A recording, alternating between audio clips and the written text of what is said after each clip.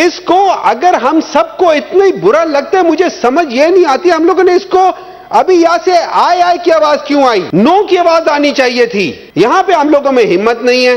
जब तक हम लोग अपने आप को ठीक नहीं करेंगे, ना ये मुल्क ठीक होगा, ना हमारा रास्ता ठीक होगा।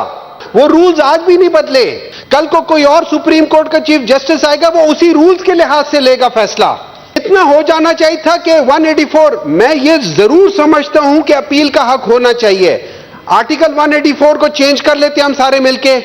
हम लोगों को तो बिल्कुल ही गुमराह किया गया। और अगर वो मार्च में इलेक्शन हो जाता तो जो सबसे गंदा वाकया था पाकिस्तान की हिस्ट्री में, वो कभी ना होता। और मैं ये समझता हूं उसकी डायरेक्ट रिस्पॉन्सिबिलिटी उन लोगों पर भी जाती है जिन्होंने वो इलेक्शंस नहीं होने दिए। अपने आप को नहीं देखते कि असल गलतियां हम खुद कर रहे हैं। असल गलतियां इस ऐवानों में से हो रही हैं। असल कमजोरी इस ऐवान में है। असल प्रॉब्लम हम पॉलिटिशियंस में है। अगर हम लोग अपने आप को ठीक नहीं कर सकते, अगर हम लोग इस मुल्क के लिए डिसीजन नहीं ले सकते, तो सर अगले 5 साल छोड़े, अगले 50 साल छोड़े, इसी तरीके से 75-100 साल गुजर जाएंगे, ये मुल्क कभी तरक्की नहीं करेगा। Senator doctor Humayun Mohammad. जी सर। शुक्रिया मिस्टर चेयरमैन, आपका बहुत बहुत शुक्रिया। आज यहाँ पे दो तीन बातें हुई हैं, मैं सबको टच करूंगा। पहले हमारे ऑनरेबल एक्स लॉ मिनिस्टर साहब तार साहब ने फुल कोर्ट का भी जिक्र किया। जी डॉक्टर साहब। सर कितना अच्छा होता, उसमें 2 चीजें डिस्कस हुई थी, 191 और 184। कितना अच्छा होता जब फुल कोर्ट बैठा होता तो वो वहां पे ही रूल्स 1980 के बदल देता, मसला ही खत्म हो जाता। उसमें इतने 3-4 दिन करने की बजाय सिंपल रूल्स बदलने थे ना। वो रूल्स आज भी नहीं बदले। कल को कोई और सुप्रीम कोर्ट का चीफ जस्टिस आएगा, वो उसी रूल्स के लिहाज से लेगा फैसला। नंबर 2, इतना हो जाना चाहिए था कि 184, मैं ये जरूर समझता हूं कि अपील का हक होना चाहिए।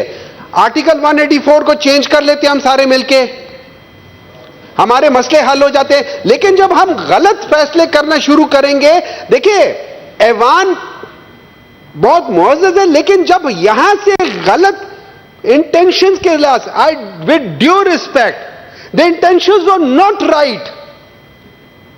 It was totally geared towards one person, nothing else. जी सर। सर दूसरा बात थी जो इलेक्शंस डेट की बात हुई थी, आज सबने सुना है। सर उसमें यह है कि प्रेसिडेंट साहब ने तो इलेक्शन डेट दिया था मार्च में, उस पर तो किसी ने कुछ नहीं किया।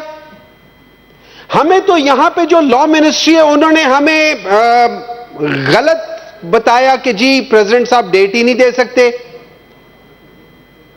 हम लोगों को तो बिल्कुल ही गुमराह किया गया। और अगर वो मार्च में इलेक्शन हो जाता तो जो सबसे गंदा वाकया था पाकिस्तान की हिस्ट्री में, वो कभी ना होता। और मैं ये समझता हूं उसकी डायरेक्ट रिस्पॉन्सिबिलिटी उन लोगों पर भी जाती है जिन्होंने वो इलेक्शंस नहीं होने दिए।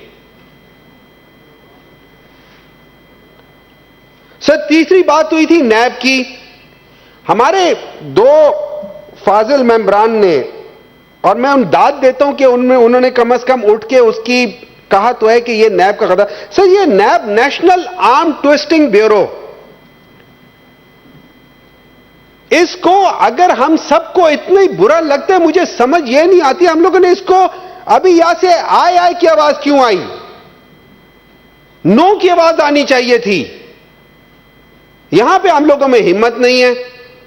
यहां पे हम लोग कहते हैं कि बस ठीक है, अगर ये इतनी बुरी चीज है तो लेट्स सिट टुगेदर एंड इसको खत्म करें ना। थोड़ा सा तो हम लोगों को अपनी गिरबान में देखना पड़ेगा कि हम लोग क्या हैं, हम खुद क्या कर रहे हैं। सर हम इस सारी गलतियों में बराबर के शरीक हैं। और जब तक हम लोग अपने आप को ठीक नहीं करेंगे, ना ये मुल्क ठीक होगा, ना हमारा रास्ता ठीक होगा। और अभी भी मैं ये समझता हूं कि ये इलेक्शंस जो 11 फरवरी का जो ऐलान हुआ है, अच्छी बात है। हो जाए। लेकिन क्या इस इलेक्शन में जिस तरीके से माहौल बना हुआ है, जिस तरीके से यह हुकूमत जो basically extension of the Pakistan Muslim League Noon की एक्सटेंशन है, जिस तरीके से यह पाकिस्तान तहरीक इंसाफ के उन वर्कर्स को जिनका कोई ताल्लुक नहीं था 9 मई से या किसी भी इस किस्म के वाकये से, उनको भी ये बार बार अंदर कर रही है, ये कब और ये कैसे ये कर सकेंगे? ये मुझे ये बता दें कि ये फ्री एंड फेयर इलेक्शन करा कैसे सकेंगे? ये लोग कहते हैं कि इलेक्शंस का हमारा काम है कि हम उसको असिस्ट करें इलेक्शन कमीशन को। इनका काम है ये केयर टेकर के साथ साथ ये एक्चुअली उसको देख रहे होते हैं कि भाई तुम सही कर भी रहे हो नहीं कर रहे। अगर इलेक्शन कमीशन ने गलत डेट दिया, इनको आगे जाके कहना चाहिए था कि यह डेट तुम गलत दे रहे हो।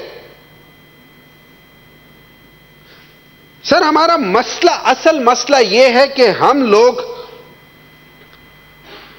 अपने आप को नहीं देखते कि असल गलतियां हम खुद कर रहे हैं। असल गलतियां इस ऐवानों में से हो रही हैं। असल कमजोरी इस ऐवान में है। असल प्रॉब्लम हम पॉलिटिशियंस में है।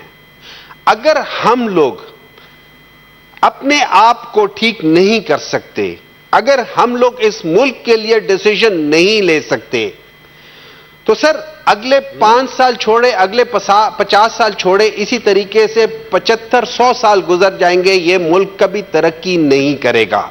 और उसकी बेसिक वजह यह है वो हम लोग हैं जो ऐवानों में बैठे हुए हैं, जो ऐसी जगहों पर बैठे हैं जिसको हम कहते हैं कि एलीट, जो कि प्रिविलेज एलीट है, जो कि या डिसीजन ले रहे होते हैं ऐवानों में या ऐवानों से बाहर।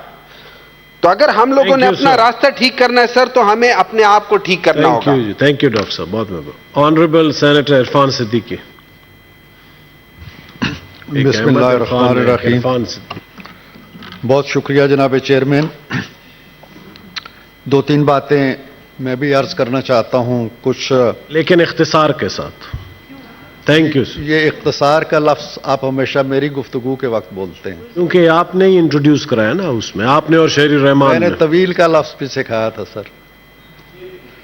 तो सर मैं अर्ज ये कर रहा था कि एक बात तो ये हुई कि इलेक्शंस वक्त पे हो रहे हैं, अच्छी बात है, लेकिन फ्री एंड फेयर होने चाहिए। लेवल प्लेइंग फील्ड का लफ्ज भी बड़ा आजकल मारूफ हो चुका है। और आमतौर पे होता यह है कि जब इलेक्शन हो जाते हैं